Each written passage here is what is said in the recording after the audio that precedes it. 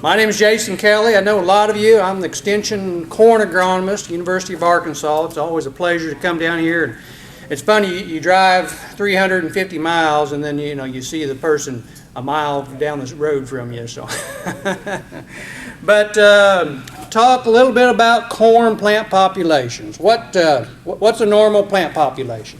Mike, what are you planting at? 36. 36. On 30 inch. 30 inch. Wayne, I mean, 32.5. 32.5, 33, more 38's probably right. Yeah. So, well, let's see. I got to get the clicker going here. I didn't say when I wound up. Well, That's what you planted, right? exactly.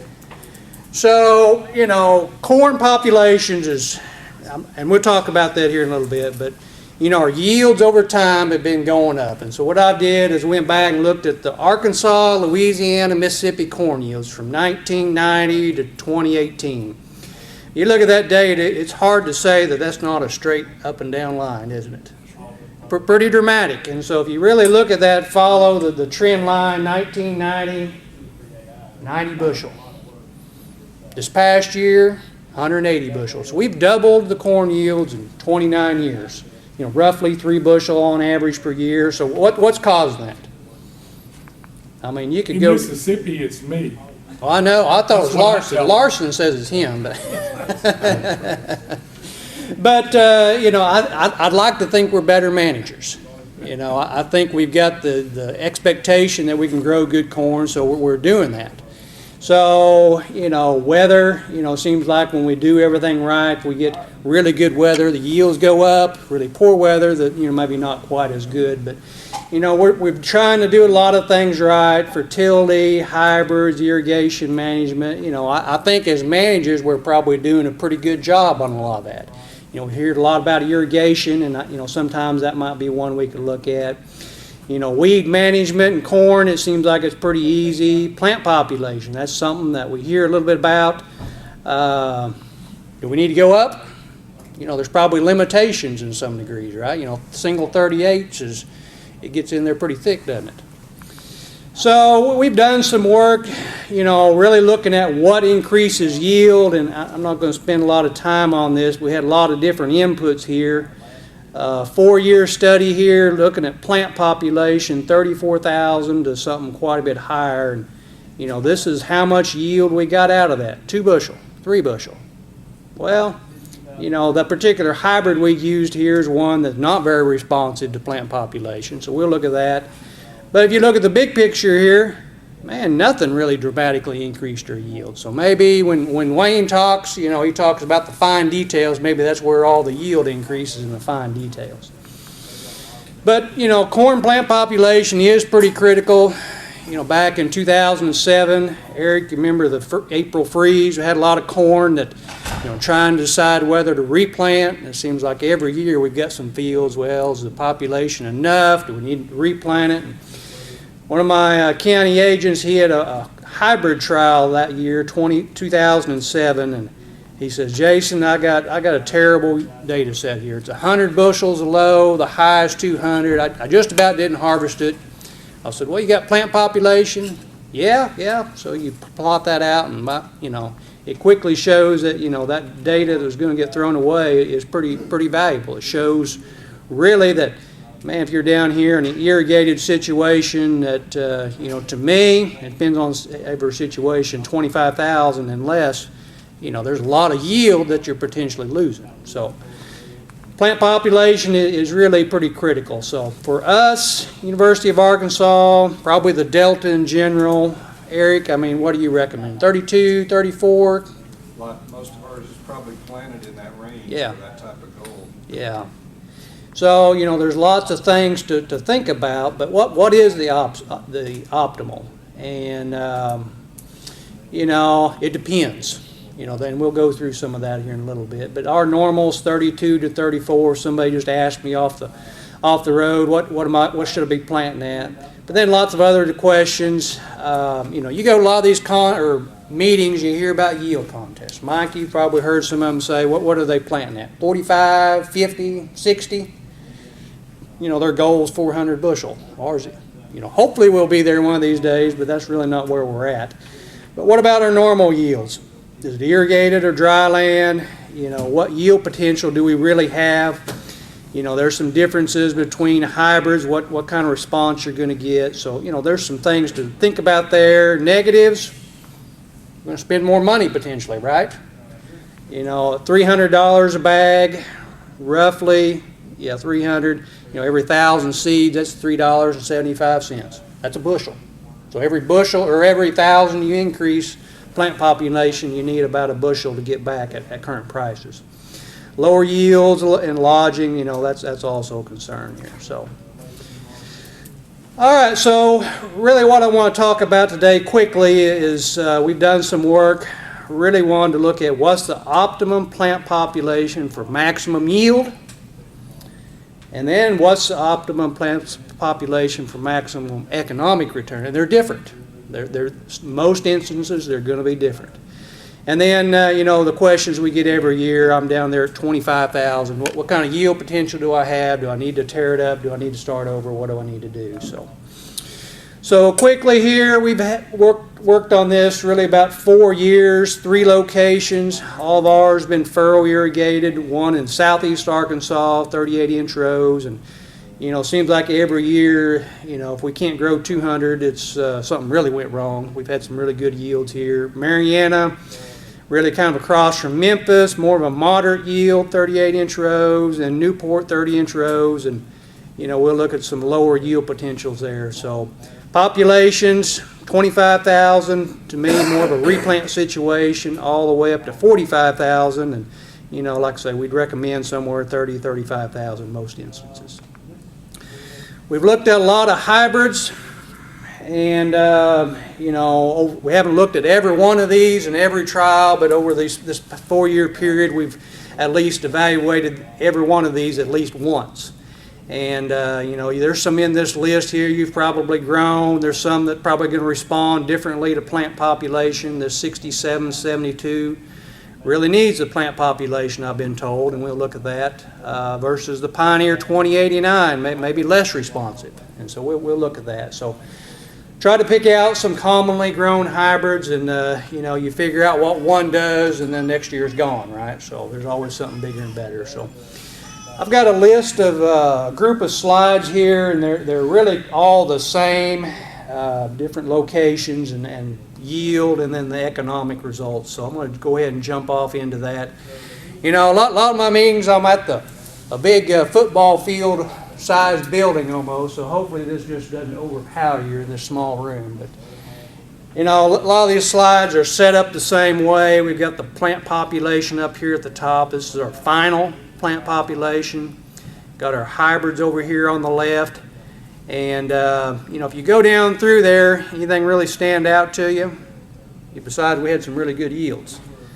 And so if you look at where the highest yield was achieved, I've highlighted those plant populations. So this 1870, 243 bushel, 279, 244, 241.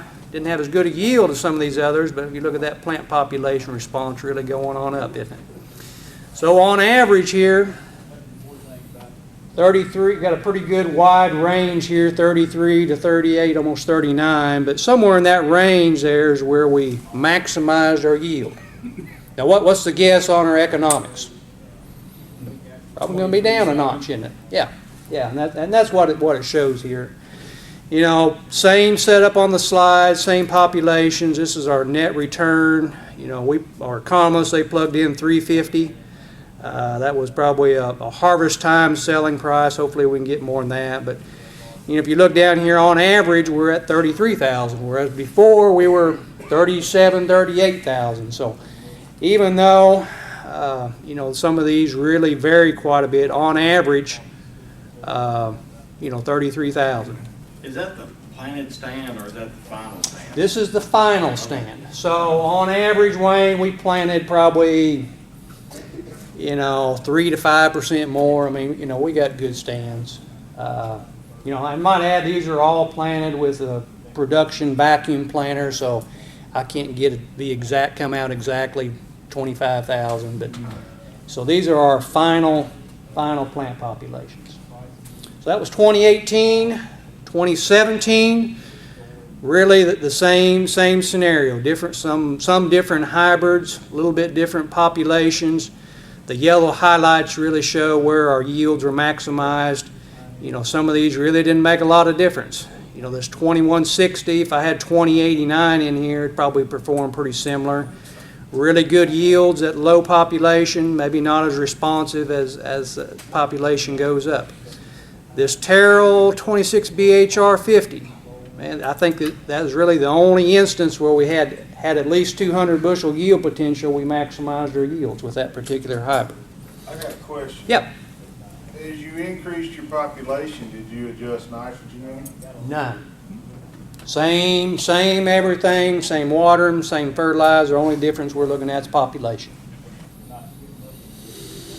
Like I say, this 67, 72, really responsive. We had to run those populations out here, 44,000 on single 38. That's awfully high. If somebody told me that, I'm not sure I would believe it. But if you get the same trend year in year out, it's probably correct. So, on average, somewhere 36 to 40, somewhere in that range. Run the economics on it. You get this kind of the same trend there. Not a big difference between 31 and 36, but numerically it come out a little bit better at 36,000. So really good yields there. What about in a little bit lower yield environment? This is a study we had this past year, 38-inch rows. It was a replant situation, so we planted this 1st of May. Uniform stands, 23,000, never was enough to maximize their yield. 25,000, never enough to maximize their yield. 31, well, you look at this decab right here, 196, 195, 67, 72, still way on out there. So that's one more set. Jason, how much flex in those varieties? A lot of difference, I think. This one right here, it doesn't flex hardly at all. Whereas the 2089, you hear a lot about flex, and I'm not going to talk a lot about flex, but there are some hybrids that just perform got more capacity to compensate for thin stands. The Pioneer 2089 would be one instance, maybe one extreme, and this one here may be the opposite. And a lot of them are in the middle, though. So you look at that, man, maybe I do need to increase my plant population. Well, if everything's right, if we follow Eric's advice on water and, fertility and get everything right, but what happens when we run out of water? We had an instance here, Wayne, we had, you look at these yields, nope, one more here. Look at the yields up here, Newport. Well went down close to tassel, down for 2 weeks. I don't know how long it was really down. And all of a sudden, when we keep talking about, man, these increasing plant populations is really where it's at, man, that's not it, is it? So that's why you go further west, dryland corn, those numbers are a lot lower than we've been talking about. So I didn't even run the economics or don't have the economics in here, but you can see every time I increased the population, my yield went down. So I ran out of water. So